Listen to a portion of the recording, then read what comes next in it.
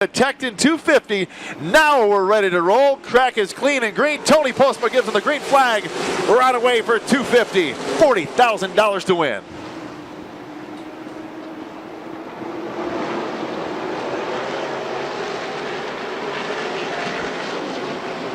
Bunched up heavy into that third corner. Hocevar comes away.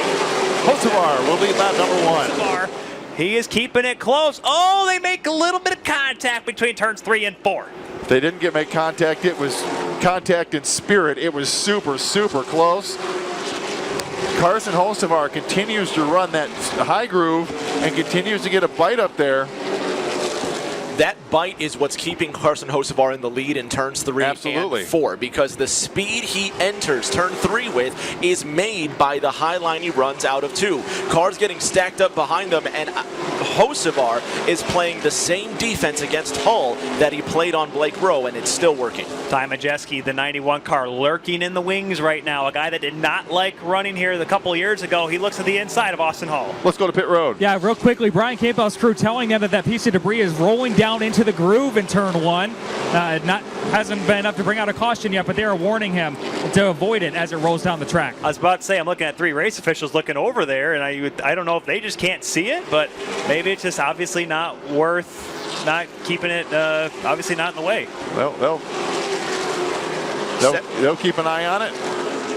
As Ty Majeski rolls into second, throw Hull back to third while we were watching all that. How many times have we seen this story, guys? 10 times today. Car gets down to the inside, and now here come the lap cars again. This is going to be a factor. Carson goes up the hill a little bit. This might be the best chance that Majeski can keep it stuck down there and keep the momentum away from Carson. He might have a shot. Majeski doesn't run him up the hill. Look at that. He keeps it right down to the inside line. We saw this in qualifying. Drivers making the most out of their speed in 4. Majeski looks pretty good on the inside, guys. I think he's going to be able to grab the lead away from Carson, and he does. First lead change finally at lap number 70. Majeski realized, I think, that too. He probably said, I could keep going side by side with Hocevar for a long time. However, if I don't do it now, I'm going to be stuck with these lap cars in the way. Now we're back under green. Majeski gets a really good jump on the inside. Majeski just rocketed ahead here. Even on those 2 tires, he's able to quickly get out in front of Hocevar and by a couple car lengths as well. Side by side going between turns 3 and 4. The high line, Hull and Shako trying to follow around Hocevar. Not quite getting away from Cole Raz though on those old tires. 27's holding that inside line firm. Well, look out. I thought Austin Hull was going to try to shoot that gap coming out of turn 2, Rick. I thought they were going to go 3 wide and then go 3 wide now into turn 3. Cole Raz on the inside with Bubba Pollard to the port side of car 27. Raz on the outside makes way for Pollard. We're green after restart, Tyler Cool, but we're not settled. Shako almost went up in the wall, and now he's going to decide to go on the inside. I'm like, I need to get around this 27 car and quick, and he does. Moves on up into 5th place. Majeski's still leading here. These 2 guys battling for the lead, and now it's Bubba Pollard looking to the inside. Similar to what we just saw with Austin Hull, and very similar cars. Looking at the top 8, only 2 chassis are non-Van Dorn chassis.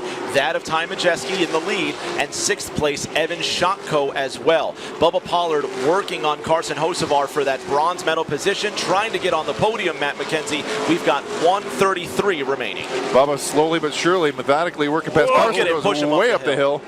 Not a lot of racing room left up there. There's a 4th groove up there. I'm not sure you want to visit that today.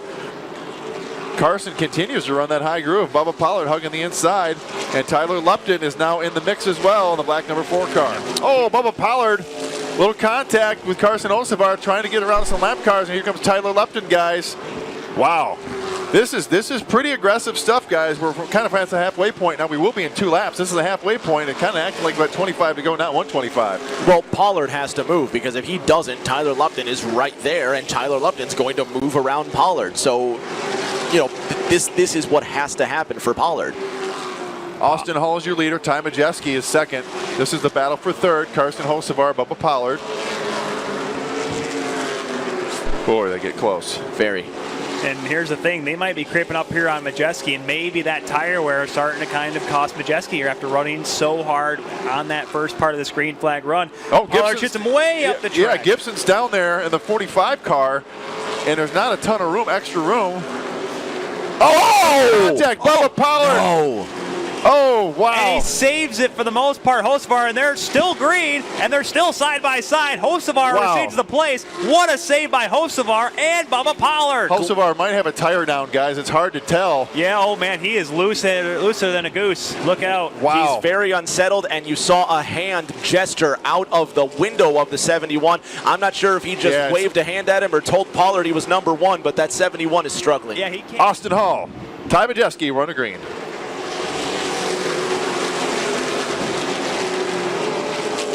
Majeski really good shooting on the outside there, and Hall not the best restart. Pollard was on his back door, but he lets up a little bit. Majeski goes out in front. Hall, though, not letting him get away in the 20 car, but it'll be Majeski leading the lap after the competition caution. Wow, a lot of changes up here, guys, late in the race. And now Austin Hall's back there as Blake Rose trying to get position on Majeski. This is getting tight. This is getting something. I don't think we're making it 50 green flag, boys. I'll bet on that. Regardless, we're getting darn good racing up front here. Blake Rowe can't get around Majeski. Austin Hall wants to get up there. Michael Atwell, and now Seneca fades back from second all the way back to sixth. These cars desperately need one more stop for gas and tires. Is there more magic in that 24 car with tires? Go ahead, Tyler Cool. All 7 cars, I'm just looking at this, the 1 through 7 right now are within earshot of the leader right now. We haven't seen this a lot, even when we get a good clean restart. Everyone has a shot for the lead right now. Here's Austin Hall looking high side. Michael Atwell's poking his nose on the back bumper of Blake Rowe. Wow, Atwell showed up right in time to join the party. Which way do you go? We're got 6 cars battling for the lead with 84 to go. They slide up 3 wide. Atwell thought about 3 wide. Does he do it? Oh, yeah. He doesn't have the grip. No, close. Wow. Hornet's nest, guys. 5 cars with all, I mean, geez, you could put a blanket over all of them right now. And Blake Rowe finally gets the lead, and falling back is Majeski as Atwell's in second. Atwell to the left-hand side of car 5-7, now diving down into that third corner. You've got the 7 of Joe Dwyron, now with Hull and Majeski behind him.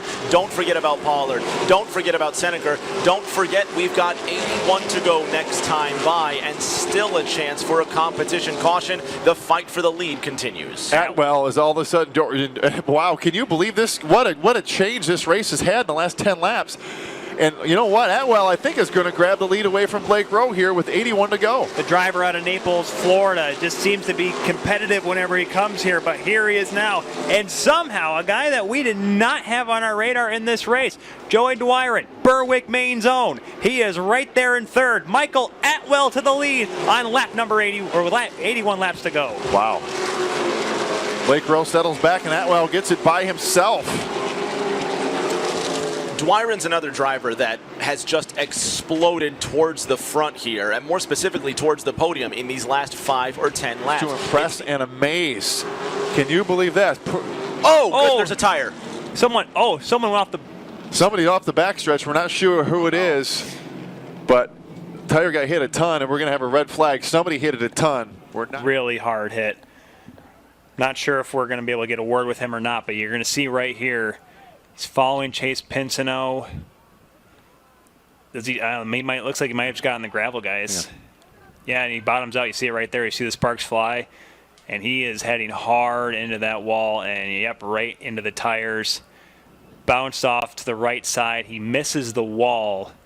Very similar, Matt, to what we saw from years ago. Not quite as dramatic as Billy Epping's wreck that we have here, but that was a hard hit for Tyler Lupton. Oh, they get a little bit bound up on the start.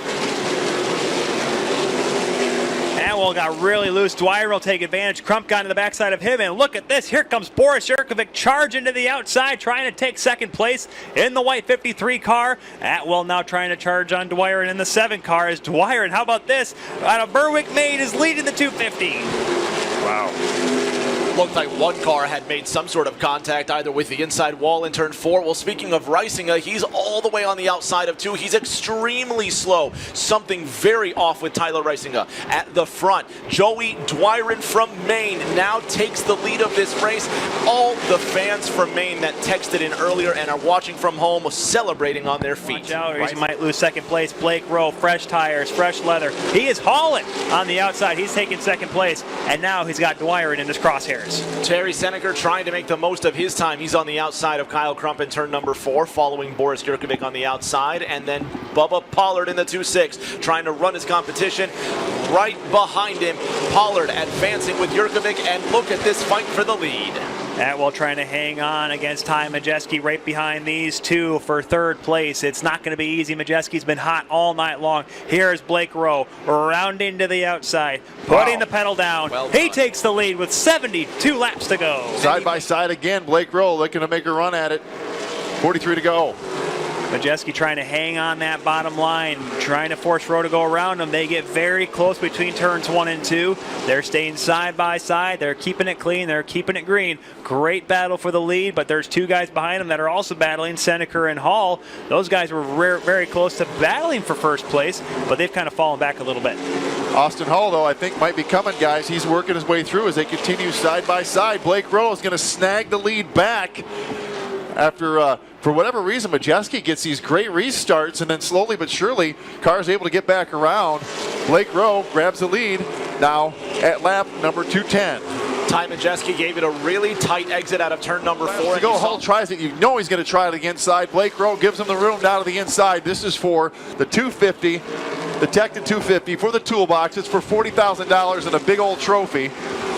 Hall is pushing, he is driving, he is hanging on that wheel with everything he's got. They come very close to making contact. They do make contact coming out of turn 4. They're keeping their speed going. Somehow Rowe is still in P1 as Dylan Stovall pulls off on pit road. Yep, Stovall was slow. Hull on the inside gets a good position on Blake Rowe. Can't make the pass.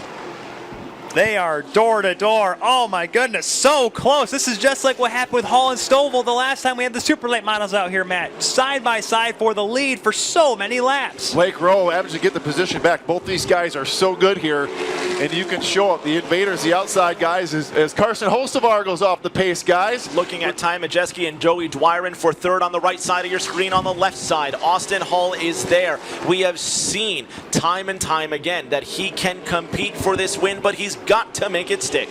Pretty good run there for Austin Hull. Maybe the best one he's had so far. He's right at the door. Blake Rowe gives him room. Tons of racing room. Down to the inside. Oh my goodness. Tons of racing room. I don't know about that. Well, not at that part they didn't. Blake Rowe grabs the lead back. What a battle. 10 to go. Laps are clicking off. This is getting to be a thrilling finish and maybe one of the best Battle at Berlin finishes we've ever had. Now Hall says the inside ain't working. Let me try the high side. Rowe still out in front. Tucker's coming up, and that's going to be the only other thing they have to deal with. Otherwise, it's a clean and green racetrack. Try it again, Austin Hull, giving it everything he can to get it down there. He can't slide up in the row. I mean, he could, but it'll be curtains for both of them if he does. Austin Hull gets a good run. This might be the chance he needed. And I think he's going to be able to clear him. Can he clear him? Blake Rowe's not going away. Austin Hull grabs it with 8 laps to go at lap number 238. He was able to get around him and work his way up the track. He gets around the 22 of Jimmy Tucker. All sorts of clean air in front of him from Maine to California and beyond. And with the white flag in the air from Tony Postma, it is Austin Hull, clean and clear, in first place. Clear high, clear low. All he's got to do is take the back stretch and clear the circuit in 3 and 4, and he will win the biggest race of his career, probably ever. And he's going to do it. Into 3, into 4. Austin Hull wins the Tekton 250, the Battle at Berlin. The fireworks go off, and he cashes a $40,000 check.